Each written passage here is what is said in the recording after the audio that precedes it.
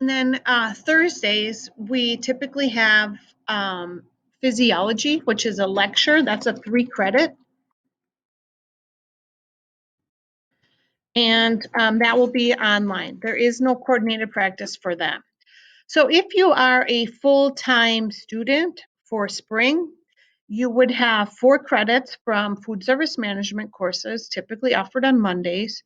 You would have 4 credits from M&T courses, typically offered on Tuesdays.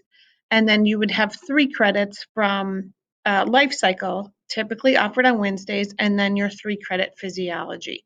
So that will give you a total of 14 credits if you're full-time. Some of you also may need to take Diet NT 106, which is food service sanitation. That would add 2 more credits.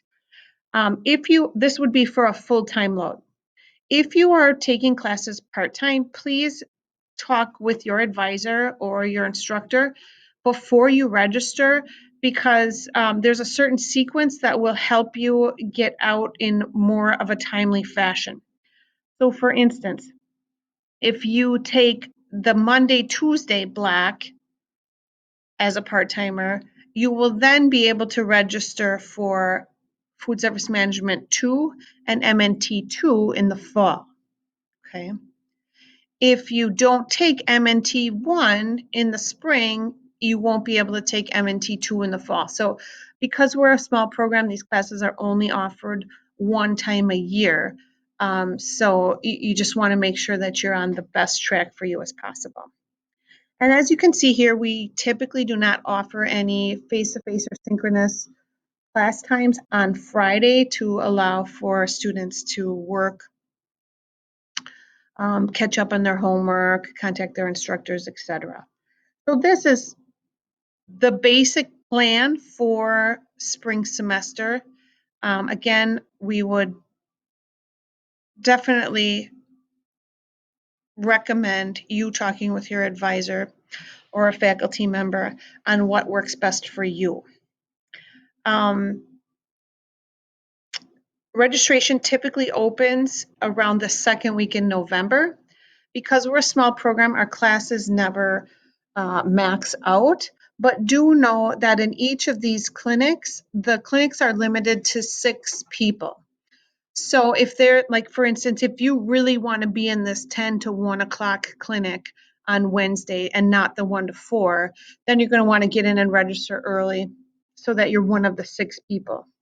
Or if you really want to be in Betsy's MNT 1 coordinated practice versus my MNT 1 coordinated practice, then you're going to want to hop onto the registration and select that clinic first.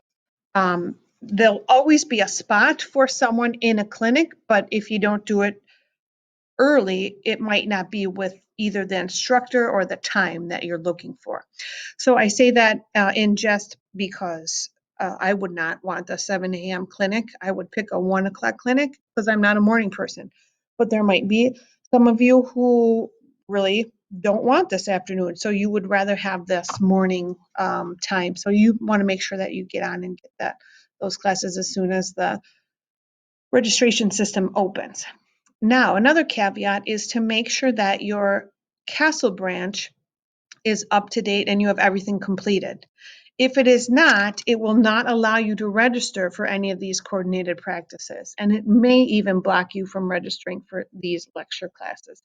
So make sure that you've completed your drug test, the BID form, the criminal background check, and you have all of your immunizations up to date, that you've checked that you've done that orientation.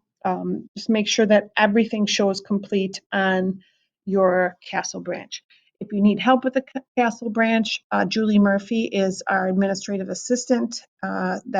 She's very well versed in Castle branch and can help you with that, along with your faculty and your program chair, who is Heidi Cotty.